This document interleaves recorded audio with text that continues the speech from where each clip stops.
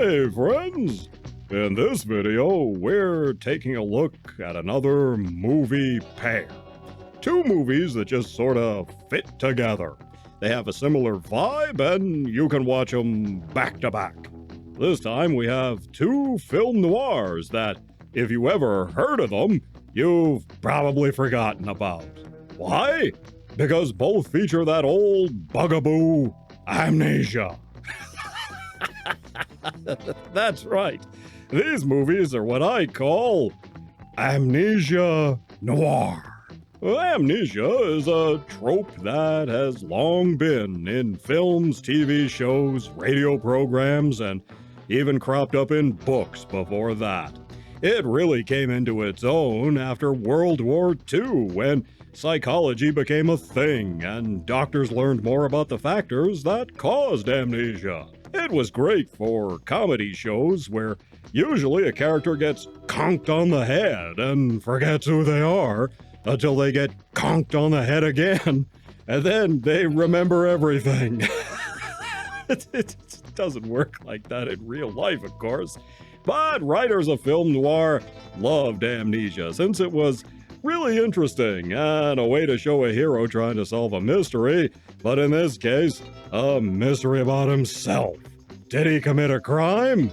Usually murder, or didn't he?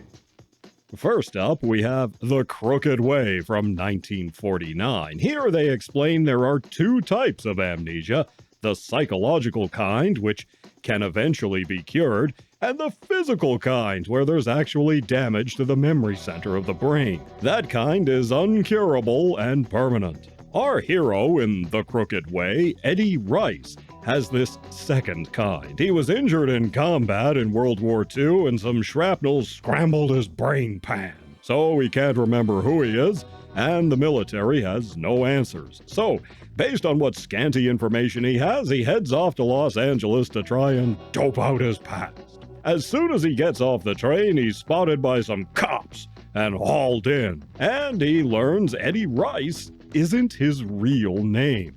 In his past life, he was a crook. He's also spotted by his ex-chick and gangsters that he screwed over in his previous life. None of this he can remember. Then he gets framed for murder by the bad guys and winds up on the run from everyone. Can Eddie save himself and discover the truth about his past life? In our cast, John Payne plays Eddie Rice. He was in tons of stuff, but you'll remember him best as Fred Gailey, the lawyer who saves Kris Kringle in Miracle on 34th Street. We also have Sonny Tufts as a baddie. He's good and brings some menace. Ellen Drew is the ex-wife. She was the true story of a girl discovered while she was working at an ice cream parlor. It was William Demarest, no less, who found her and helped her get into movies, and she was in line to play Scarlett O'Hara in Gone with the Wind. Over her career, Drew played opposite Dick Powell, Bing Crosby, and Jack Benny. She moved into television in the 1950s before retiring. But movies were not Ellen Drew's only claim to fame. True to her ice cream parlor roots, Drew created the Cinderella, an alternative to the hot fudge sundae. It was made using peaches, strawberries, pineapple, almonds, lemon sherbet, and vanilla ice cream, and all topped off with whipped cream. Sounds yummy. The Cinderella can still be found. It's still served in some ice cream parlors today. Familiar face John Duquette. He went on to play in a ton of westerns and TV shows.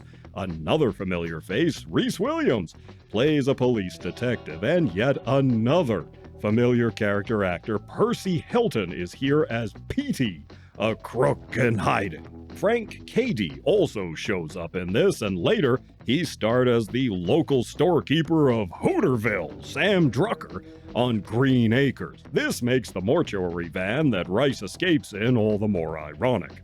The cast is really good across the board, and Payne comes off as sympathetic, despite his past as a bad guy, and he didn't treat his chick good either. Ugh. Robert Florey directs and admirably keeps all the plates spinning in the air. The photography is fantastic here, too, John Alton being a regular noir cinematographer. Next up is The Scarf from 1951. Here, our hero has the other kind of amnesia, where he may eventually remember everything. The picture opens with John Barrington escaping from a loony bin for the criminally insane. He's in there for murdering his chick with a scarf, but he can't remember anything about it, so they throw him in the nut house instead of the chair. After escaping, he makes his way across the desert and winds up at a turkey farm.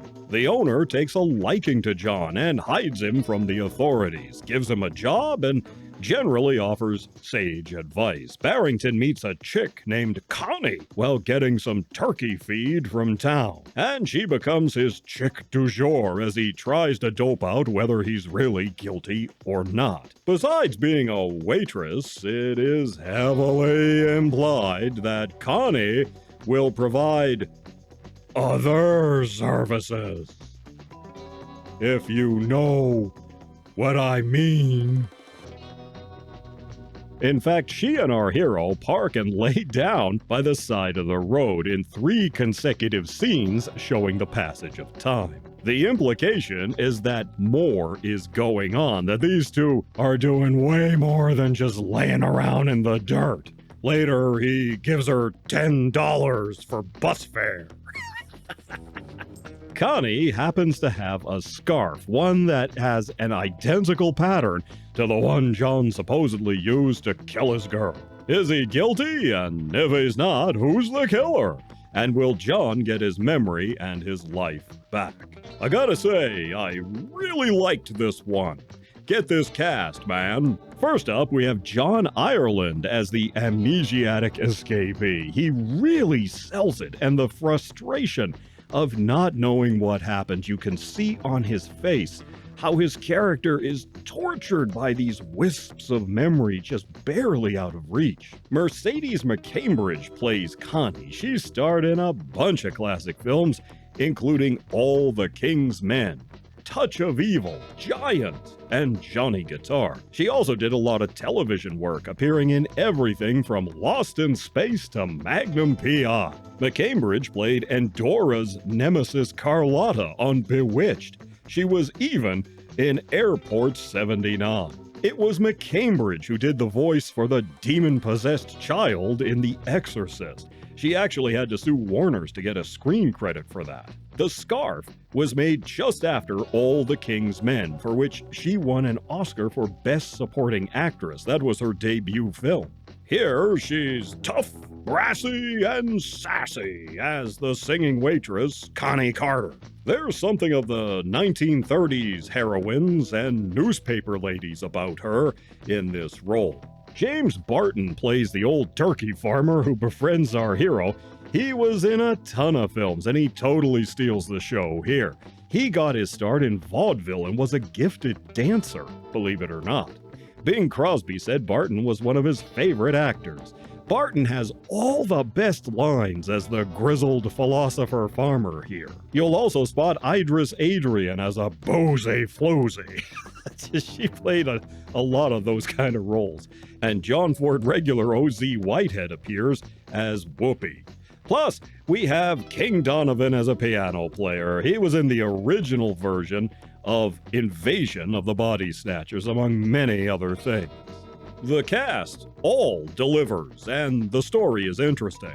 Now, a movie pair is not a contest between the two, which is better, but of these two, I think I liked The Scarf a little more. I watched The Crooked Way first, and then The Scarf. I think that's a good order to see them in.